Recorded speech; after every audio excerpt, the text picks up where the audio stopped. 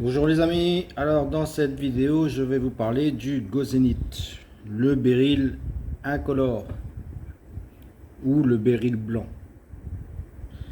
Mais je vais plus partir sur béryl incolore parce que le Gozenit en fin de compte il est considéré comme le béryl le plus pur.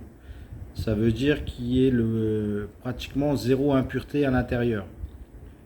Donc le spectre lumineux quand il le traverse, il y a il n'y a aucune onde du spectre qui est perturbée, donc ce qui fait qu'il est incolore. Et comme vous voyez, il y a deux types de qualité. Là j'en ai un, ici je suis à 40 € du carat, et ici je suis à 60. Vous voyez que c'est pas du tout le même lustre. Alors, hop là. Qu'est-ce que je peux dire sur le Gozenit? Alors, j'ai vu une vidéo, là, il n'y a pas longtemps, il y a 2-3 jours, où est-ce qu'il y avait un bijoutier qui parlait des pierres. En fin de compte, c'était sur la valeur des pierres précieuses. C'est un mec qui fait des vidéos sur YouTube et il allait voir un bijoutier de grosse renommée, je vais dire, pour lui parler des pierres précieuses, le prix des pierres précieuses. Donc, il est toujours resté vague, mais à un moment, il parle sur... En fait, il avait un béryl blanc, un Gozenit, de 25 CT. Et il disait, ça c'est le... Donc il avait 25 CT, et il dit, le Gozenit c'est le moins cher des pierres précieuses. Et il était à 300 € la pierre. Ce qui faisait du 12 € par CT. Pour moi, personnellement, ce prix-là, il est très faible. Je ne sais pas comment il l'a eu, parce que des fois, ce qui peut arriver, en fin de compte, qu'on fait du business de pierre, qu'on a un fournisseur, qu'on lui achète des pierres précieuses assez conséquentes, je vais dire, ce qui se passe, c'est qu'il fait des petits cadeaux. Donc peut-être que lui, il a eu cette pierre-là en cadeau, c'est pour ça qu'il l'a fait à 12 € du CT, ou il a eu un prix vraiment bas. Si vous voulez, il a dû acheter un lot de pierres précieuses comme saphir, rubis, émeraude, des choses comme ça. Et il a vu le Gozenit, ça lui a plu, et il a dit, bah écoute, le fournisseur, il a dit, vu que tu me prends ça au prix là, bah celle-là, je te la fais, je sais pas, il a peut-être dû lui faire à 100 €. Parce qu'il faut pas oublier que le bijoutier, lui, quand il la revend à 300, il l'a pas acheté 300. Lui, il faut qu'il fasse son beurre dessus, hein. Il a les taxes, tout ça là, c'est un bijoutier, donc ça veut dire que ça, il a dû l'importer quand même avec les taxes, donc la TVA, la taxe sur les bijoutiers, tout ça là. Donc avec les taxes, peut-être qu'elle lui revient à, je sais pas moi, 180, 170 €, et puis voilà, après il a fait sa marge dessus. Donc il la vend au prix là. Il y a un truc qu'il faut savoir au niveau du Gozenit, au niveau de la bijouterie, je parle. C'est que le Gozenit, en fin de compte, il n'a pas de demande particulière au niveau de la clientèle. Donc pour un bijoutier, avoir ce type de pierre, ça n'a pas d'importance. Si vous voulez, il va mettre du temps à la vendre. Donc c'est pour ça aussi qu'il a dû la mettre aussi basse, pour la vendre quand même assez rapidement. Parce que le but, c'est quand même, à partir du moment où tu es immatriculé, tu as une entreprise, il faut faire du roulement. Donc il faut faire du chiffre d'affaires. Donc c'est peut-être pour ça qu'il l'a mis aussi bas. Le Gozenit est beaucoup utilisé en pierre de remplacement du diamant. Par exemple, vous avez quelqu'un qui veut une pierre, qui veut acheter une bague. Donc il veut acheter une bague, il veut mettre une vraie pierre dessus. Mais il n'a pas les moyens pour mettre un diamant. Donc on lui propose un diamant de synthèse, il n'en veut pas, parce que lui il veut une pierre naturelle. Donc ça veut dire que la synthèse on oublie, et l'oxyde on oublie. Donc qu'est-ce qui reste? Il reste les pierres de substitution. La moissanite, on oublie aussi, parce que la grande majorité des moissanites vendus sur les marchés sont des synthèses. Donc qu'est-ce qui reste? La plupart du temps, on met un béryl. On met un béryl blanc pour remplacer le diamant. Parce que le béryl blanc, il a quand même un indice de réfraction assez intéressant. Donc il peut être substitué, je vais dire, au diamant. Quoiqu'il n'a pas la même dureté, attention. Hein. Mais voilà pourquoi en bijouterie, si vous voulez, un béryl blanc, un gozénite n'a pas grande valeur. Parce que c'est pas une pierre où est-ce qu'on va faire des parures ou des choses comme ça. Du fait qu'il est incolore, il n'a pas grande attraction au niveau de la clientèle. Et il n'a pas de grande demande. Ce qui est dommage, parce que ce qu'il faut savoir, c'est que le gozénite, c'est quand même un des béryls assez compliqués à trouver. Je veux dire, c'est pas un béryl qu'on trouve assez facilement. Parce qu'il ne faut pas oublier que dans la croûte terrestre, il y a beaucoup d'impuretés, comme le fer, les choses comme ça. C'est pour ça qu'on trouvera plus facilement de l'aigle marine.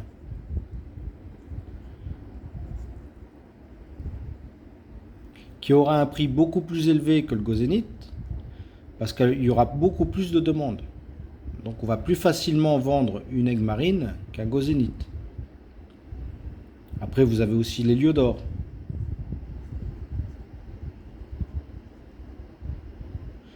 Et le béryl vert.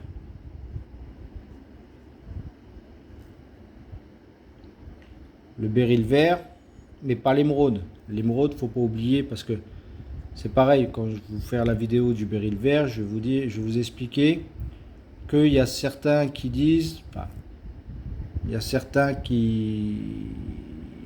y a deux écoles.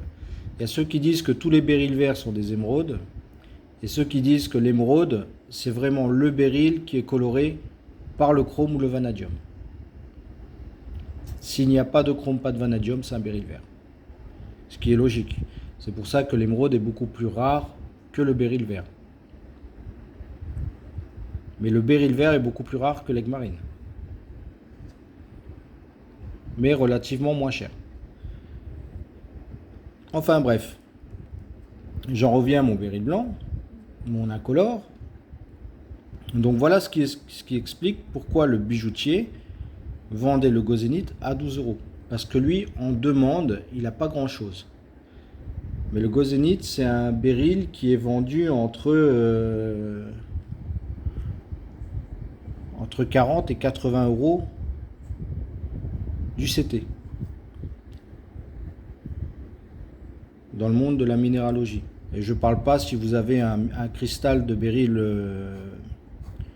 incolore qui est nickel, hein, je veux dire pas de fracture, pas d'impureté, trucs comme ça.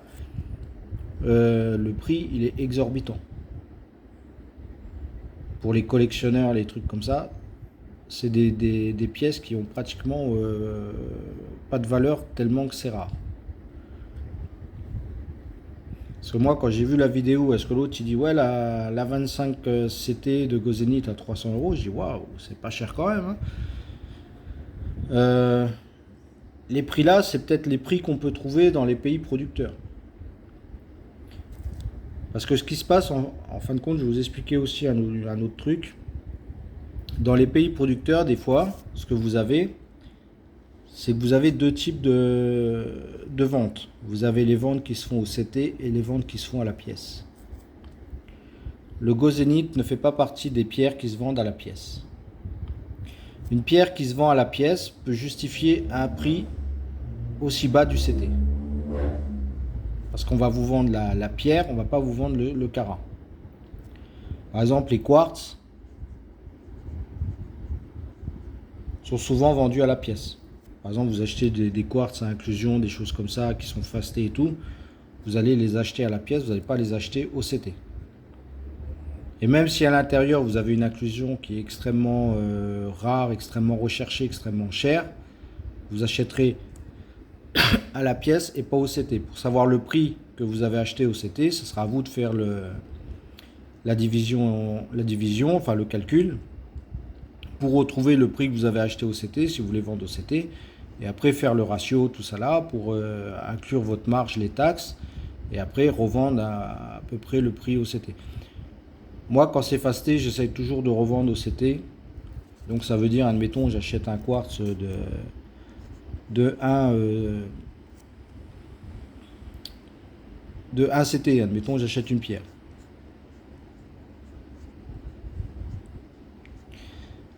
Je l'achète 10 euros. Et je la pèse, elle fait 1 CT. Donc j'ai eu 10 euros du CT. Et après, bah, je fais mes calculs. Donc les taxes.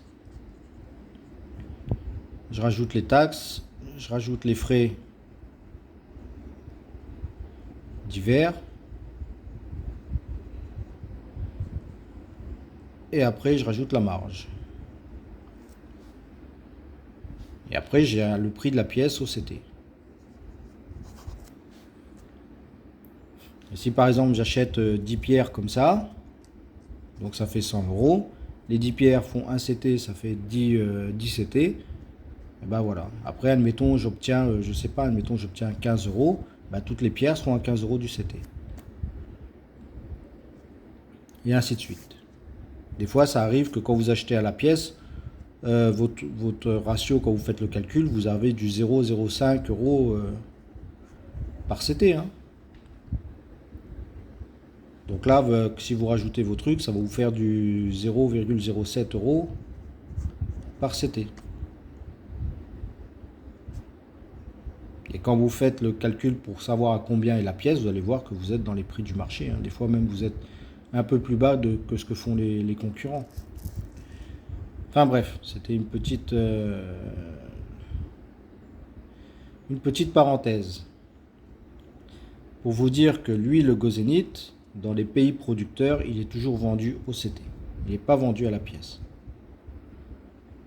Donc lui, je suis sûr que en plus il en avait qu'un, donc je suis sûr que son gozénite, il n'a pas dû l'avoir à 12 euros.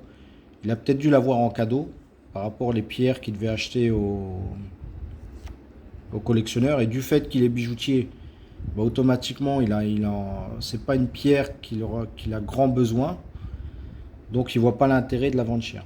Il va plus vendre cher des saphirs, des émeraudes, des rubis, des choses comme ça, parce qu'il sait qu'il aura de la demande. Et avec cette demande-là, il pourra faire des bijoux.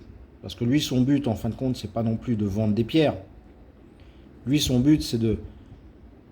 quand il y a une cliente qui vient le voir, qui lui dit, voilà, moi je cherche un rubis, quelque chose comme ça. Lui, c'est de lui proposer à la vente ce qu'il a en stock, donc le rubis, pour après lui proposer une monture. Donc soit une bague, soit un pendentif, une boucle d'oreille, des choses comme ça. Le but de sa vente, c'est pas la pierre. Le but de sa vente, c'est le bijou. Parce qu'il est bijoutier. Si vous allez voir un revendeur de pierre, le but du revendeur de pierre, c'est la pierre. Donc lui, il ne sera pas à 12 euros du CT. Lui, il sera automatiquement, il sera plus cher. Parce que déjà, je ne pense pas qu'il est à 12 euros. Et les frais qu'il va engager pour avoir les pierres, c'est-à-dire les déplacements qu'il va devoir faire, tout ça là, ça, automatiquement, son prix sera supérieur à ça. Il ne faut pas oublier que quand vous allez acheter des pierres, admettons si vous voulez être négociant en pierres précieuses, tous les frais que vous allez engranger, je vais dire, dans, par exemple, le billet d'avion, l'hôtel, les déplacements, etc. Tout ça, c'est pris en compte. Tout ça fait partie de votre business. Qu'est-ce qui va faire que votre prix va être plus ou moins élevé que certains? Parce qu'il y en a, on va dire, qu'ils ont une certaine renommée internationale sur le marché. Donc eux, quand ils vont aller chercher, ils vont aller dans des hôtels 5 étoiles. Donc automatiquement, leur frais il sera plus haut. Alors que si vous allez dans des petits hôtels locaux, je vais dire, les frais seront réduits. Le billet d'avion, lui, il va voyager en première classe. Vous allez voyager en classe éco. Vous voyez, les déplacements, il va prendre un 4x4 privé, avec chauffeur privé, tout ça là. Vous allez vous déplacer avec les transports en commun locaux. Et ainsi de suite. C'est comme ça qu'il y a une différence des fois entre certaines pierres qu'on peut voir sur le marché, entre quelqu'un qui va avoir une renommée internationale et qui va vendre des pierres beaucoup plus chères que vous, parce que lui, ses frais, ils seront beaucoup plus élevés que vous, alors que vous aurez des prix beaucoup plus bas. Mais lui, du fait qu'il aura la renommée, qu'il aura la stature, je vais dire, automatiquement, il va vendre plus facilement. Quelqu'un qui a une grande renommée internationale au niveau des pierres, qui est connu, qui fait beaucoup de choses, automatiquement, il peut même vous vendre un Gozénith à 120 € du CT. Parce que la personne qui va acheter avec lui aura une totale confiance en ce qu'il vend. Alors que vous, ce sera beaucoup plus compliqué. Mais il faudra que vous soyez quand même dans le prix où votre pierre, quand vous la vendez, vous soyez toujours dans la rentabilité. Sinon, ça ne sert à rien. Tout ça, c'est des dépenses à prendre en considération. Vous allez dans un pays, vous achetez une pierre 20 €. Si vous ne prenez pas ça en considération, ça ne sert à rien du tout. Vous allez la vendre à 30 €, vous allez dire j'ai gagné 10 €. Mais quand tu déduis tout ça là, tu as perdu 10 € en fin de compte. Bon, sauf si tu fais le touriste. Tu fais le touriste, tu vas là-bas, tu achètes une pierre comme ça. Tu te dis tu as gagné 10 €, c'est bien. Mais si tu veux en faire un business, il faut prendre toutes les dépenses que tu fais pour aller chercher tes pierres en considération. C'est pour ça que je dis qu'il y a deux types de personnes dans le monde des pierres. Il y a ceux qui sont sur leur canapé et qu'ils achètent des pierres, donc ils les commandent en ligne. Ils commandent les pierres en ligne, donc ils ont des trucs, je sais pas, on va dire ils achètent une pierre à 100 €. Ils ont 10 € de frais d'acheminement. Ça arrive chez eux, ils ont eu la pierre à 110 €. Ils peuvent la faire 160 €. Mais toi, tu vas aller dans un pays producteur, tu vas chercher la pierre et au retour, toi, tu seras plus dans les 250 €. Mais la différence entre ça et ça, c'est que lui, il est obligé de faire confiance à son fournisseur. Et la plupart du temps, ceux qui font ça, les fournisseurs qui vendent sur Internet, c'est des gros fournisseurs internationaux, donc ils achètent un peu tout et n'importe quoi, ils foutent dans des lots et ils vous envoient ça. Et des fois, même pour vous vendre plus facilement, ils vous font du A, double A, triple A, enfin bref. Tandis que vous, là, vous vendez 250 €, mais vous savez ce que vous vendez. C'est vous qui avez été chercher. Vous avez été chercher jusqu'au point de production, je veux dire, jusqu'à la mine, vous avez été au plus près du producteur, donc vous savez ce que vous vendez. Vous savez que vous, votre pièce, elle est 100% naturelle. Lui, il ne sait pas, lui. Lui, le seul truc qu'il peut dire, c'est mon fournisseur, lui, il me dit qu'elle est 100% naturelle, mais est-ce que c'est vrai? Donc là, il faut un certificat. Et là, si tu mets un certificat, un rapport d'analyse là-dessus, elle n'est plus à 160 € la pierre. Hein. Là, elle monte à 300 €, on va dire. Donc là, automatiquement, il est plus cher que toi. Vous voyez qu'on veut faire les choses dans les règles, automatiquement, les prix, ça augmente. Et encore, il est à 300 €, à condition que sa pierre soit naturelle. S'il envoie ça au laboratoire, que la pierre, elle revient, elle est traitée ou des choses comme ça, déjà, là, il est plus à 160 €. Hein. Là, il peut redescendre au prix qu'il l'a acheté sur Internet. Hein.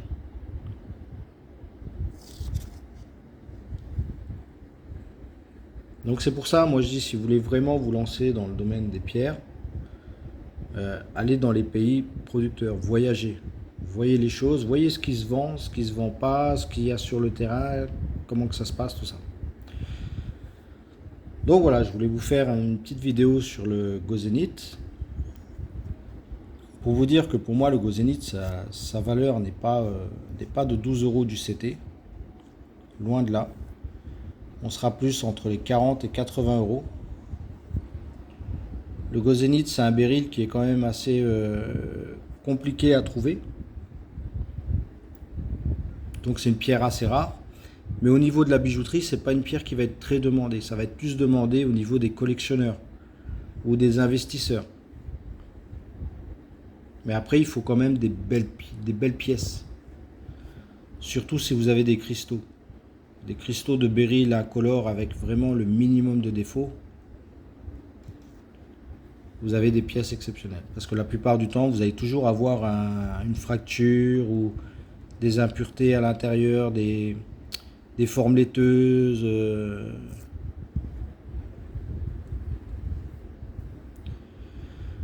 Donc voilà la vidéo pour le Gozenit. Et vous voyez le mien. En plus, il y a des petites inclusions là. Ça c'est top pour ceux qui veulent étudier les inclusions des pierres. Parce que j'aurais pu les avoir sans inclusion, hein. Il suffit de tailler ici. Là j'ai une partie qui est clean. Là c'est pareil, hein. Je supprime là. Bon après j'ai des pierres un peu moins grosses. Mais moi comment dire, mon but c'est pas avoir non plus des pierres pour la joaillerie, hein. Moi je veux personnellement c'est avoir des pierres pour tout le monde, c'est-à-dire des pierres aussi bien que ce soit pour étudier les inclusions, des pierres clean, pas clean. Toutes les pierres m'intéressent parce qu'à chaque fois que je reçois des pierres, je suis toujours, j'aime bien les étudier, voir comment elles sont, voir ce qui se passe, les types d'inclusion qu'il y a à l'intérieur pour vraiment, en fait, c'est approfondir ses connaissances. Parce que vous pouvez faire n'importe quelle formation de gémologie, hein. Vous pouvez vous former en gémologie, dans des formations de gémologie, dans des grands instituts, des grands cabinets, des grands laboratoires. Si derrière vous ne faites pas le travail d'étudier les pierres, c'est-à-dire vous cherchez vraiment que des pierres à chaque fois clean, clean, clean, clean, clean, vous ne saurez pas reconnaître les inclusions naturelles, des inclusions fausses, je veux dire. Parce qu'aujourd'hui, il y a des pierres de synthèse, il y a des fabricants de pierres de synthèse qui arrivent à mettre des inclusions, des impuretés à l'intérieur pour les faire passer pratiquement pour des vrais. Donc si vous ne savez pas comment détecter ces inclusions, ça va être compliqué pour vous de reconnaître certaines synthèses. Et c'est pareil, ça sert à rien d'aller dans de prendre les pierres du monde entier. Moi, le conseil que je peux vous donner, c'est rester focalisé sur des types de pierres. Par exemple, si vous voulez vous avez un contact en Bolivie, que vous achetez des pierres en Bolivie, achetez que des pierres de Bolivie. Même si vous ne faites pas toutes les pierres, c'est pas grave. Parce que vous reconnaîtrez la moindre pierre, quelqu'un qui va vous vendre une pierre, qui va vous dire elle vient de Bolivie. Avec le temps, vous allez le savoir tout de suite. Vous allez dire non, ça vient pas de Bolivie. De Bolivie, c'est pas possible. Parce que vous aurez une connaissance en ces pierres-là que vous aurez accumulée avec le temps. Si vous êtes sur des pierres de Colombie, restez sur les pierres de Colombie. N'allez pas vous dispatcher sur d'autres continents, d'autres pierres. Apprenez déjà comme il faut les pierres dont le pays que vous maîtrisez avant d'aller maîtriser des pierres d'autres pays. Parce que les inclusions, tout ça, sont toujours différentes. Enfin voilà, j'espère que cette petite vidéo vous aura plu. N'hésitez pas à me laisser un petit commentaire. Et la prochaine vidéo, je sais pas, je ferai peut-être le béryl vert ou l'héliodore. Enfin bref, je vais essayer de faire à chaque fois